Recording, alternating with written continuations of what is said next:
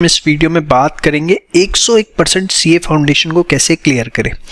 देखिए, multiple counselling sessions लेने के बाद, थाउजेंड्स ऑफ स्टूडेंट से बात करने के बाद मैंने एक चीज़ पढ़ी जो नोट करी, वो ये कि बच्चे चाहे कितने भी नंबर लाना चाहते हो, लेकिन पहला फियर फैक्टर हमेशा रहता है कि यार कम से कम 200 नंबर हो जाए। तो आज जो मैं आपको बातें बताने जा रहा हूँ, ये कोई स्ट्रैटेजी नहीं है, यहाँ पर मैं कोई टिप्स नहीं देने जा रहा, आपके साथ फैक्ट्स के ऊपर बात करने जा रहा हूँ, जिसको आप समझेंगे तो अपने आप समझ में आ जाएगा कि यस, ये वो एरिया है जिसको हम अभी तक शायद इग्नोर कर रहे हैं और इसकी वजह से हम पास हो सकते हैं। और अगले 4 से 5 दिनों में ही you will start feeling the confidence yes that I can clear the exam. बात करूं तो जैसे थ्योरी सेक्शन है, इसको हर बच्चा जो है कंप्लीटली इग्नोर करके चलता है और एग्जाम में ये 20 नंबर का आना ही आना है। आप उठा के पेपर पिछले 6 से 7 अटेम्प्ट के देख लीजिए, कम से कम 20 नंबर की थ्योरी आपको एग्जाम में दिखेगी ही दिखेगी। और एक ऐसा एरिया है जहां 20 में से 20 नंबर ला सकते हैं अगर आप आंसर सही करके आते हैं, क्योंकि 12 नंबर के तो इसमें ट्रू फॉल्स आते हैं जिनके आपको विद रीजनिंग आंसर देने होते हैं 12 आउट ऑफ 12। और 8 नंबर की जो थ्योरी है वो भी बहुत टू द पॉइंट थ्योरी होती है जिसमें फुल आउट ऑफ फुल ला सकते हैं, लेकिन कोई भी बच्चा इस एरिया को ध्यान नहीं देता है। तो इसको आपको फोकस करना है। अब इसको पढ़ना कैसे है, जो परफेक्ट रिवीजन बुक है जो हम आपको अवेलेबल करवाते हैं, जो कि आपने अगर अभी तक नहीं लिया है तो नीचे डिस्क्रिप्शन में लिंक है, वहां से ले भी सकते हैं। बहुत नॉमिनल अमाउंट पे ये बुक अवेलेबल है।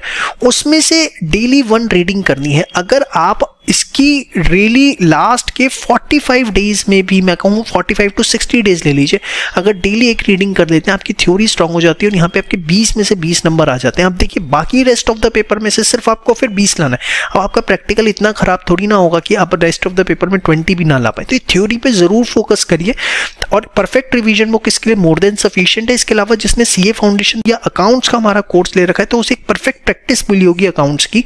उसके अंदर लास्ट में आप देखेंगे ट्रू और फॉल्स के बैक साइड में पूरा क्वेश्चन बैंक दे रखा है 20-25 पेजेस का, वो आप एडिशनल कर लीजिए। और जिसने ये नहीं भी ले रखा तो वो सिर्फ परफेक्ट रिवीजन बुक में से भी अगर थ्योरी रोज पढ़ लेता है तो ये 20 नंबर उसके सिक्योर हो जाएंगे। नेक्स्ट आता हूँ लॉ में। लॉ में अगर उठा के देखिए पिछले 7 अटेम्प्ट के paper, sales of goods act, partnership, LLP, you will see कि ये तीनों एक्ट मिला करके कम से कम 30 नंबर के एग्जाम में आते हैं और यहाँ पर आप आराम से 25 नंबर ला सकते हैं, कोई इसमें दिक्कत वाली बात नहीं है। अब इसको कैसे सिक्योर करें? अगेन परफेक्ट रिवीजन में से ये 3 एक्ट आपको डेली एक बार पढ़ने, मुश्किल से आधी घंटे का समय लगेगा। आप खुद एक हफ्ते में कहेंगे कि अरे यार इतना आसान था, ये तो मेरा तैयार हो गया। और जिसने कोर्स ले रखा है उसको परफेक्ट प्रैक्टिस बुक मिली होगी, उसमें जितने भी क्वेश्चंस मैंने दिए हुए हैं इनके sales of goods act, partnership, LLP के, वो आपने एक बार राइटिंग में जरूर प्रैक्टिस करने, जिन्होंने कोर्स ले रखा है। नहीं ले रखा तो आप परफेक्ट रिवीजन बुक, जिसका लिंक डिस्क्रिप्शन में है, वहां से ले लीजिए। डेली 1 रीडिंग आपको इन 3 एक्ट्स की करनी है, मुश्किल से आधी घंटे का समय लगेगा। लॉ में with in 4 to 5 days 6 days you will start feeling the confidence. और ये नहीं कि एक दिन सेल्स ऑफ गुड्स एक्ट, अगले दिन पार्टनरशिप, अगले दिन एलपी, ऐसा नहीं करना। तीनों एक्ट एक दिन में बनना है, मात्र आधी घंटे का समय लगेगा। तो आप इन चीजों को समझिए कि पेपर कहां से कितना आना, पहले उसको स्ट्रॉन्ग करिए, फिर ऑटोमेटिकली कॉन्फिडेंस आना शुरू होगा। अब आप इतना कर लेते हैं तो लॉ में क्या आपका बीसी और रेस्ट ऑफ द एक्ट इतना भी अच्छा नहीं होगा कि वहां पर आप 15-20 नंबर ला सकें। तो पहले अपने बेस को हमें स्ट्रॉन्ग करना है। बात है मैथ स्टैट्स एलआर के ऊपर। अब एलआर सिर्फ 4 चैप्टर, स्टैट्स में उसकी theory, central tendency, dispersion, correlation, regression, index number, मैंने प्रोबेबिलिटी भी हटा दिया, थ्योरेटिकल डिस्ट्रीब्यूशन में हटा दिया। मैथ्स में ratio, proportion, indices, log, sequence, series, time value of money. यहाँ पर यहाँ से आएगा कम से कम 20 नंबर का पेपर, यहाँ से आपका आएगा 25 नंबर का पेपर, यहाँ से पूरा 20 नंबर का पेपर। आप खुद देखिए 65 मार्क्स का पेपर आपके पास यहाँ पे डिजाइन होता है। अब आप अगर सिर्फ आईसी के क्वेश्चन अच्छे से कर लेते हैं तो यहाँ पर आप आसानी से बिना किसी प्रॉब्लम के जो है सॉल्व हो सकते हैं। और अगर आपने मेरा कोर्स ले रखा है तो एक एडिशनल एडवाइस दूंगा कि इन चैप्टर्स के जितने भी हमने सेल्फ असेसमेंट और एडवांस सेल्फ असेसमेंट टेस्ट लगा रखे हैं हर चैप्टर के नीचे, उसको और कर लेना, तो 65 में से 65 ही आएंगे। आप कहीं पे भी एक नंबर नहीं कर सकता अगर आपने ये और कर लिया। ठीक है, कुछ मत करो, एटलीस्ट इतना कर लो। और अगर आपने कोर्स नहीं ले रखा तो आईसीए के क्वेश्चन इन चैप्टर्स का एक भी छोड़ के नहीं जाना।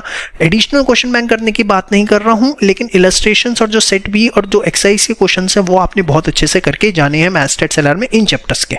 अब मैं आना चाहूंगा इको बीसी पे। डेली एक रीडिंग परफेक्ट रिवीजन बुक की लगा दो और आईसीए के क्वेश्चन कर लो। और अगर आप कोर्स ले रखा है तो जितने भी बेसिक सेल्फ असेसमेंट टेस्ट हैं सिर्फ वो प्रैक्टिस कर लो। अब ये देखो कितना कम एरिया, अगर आप देखें अकाउंट्स में 20 नंबर, लॉ में 30, यहाँ पे मैं 65 की बात कर रहा हूँ और ये आपने कर लिया तो 60 मार्क्स आपके कहीं नहीं गए।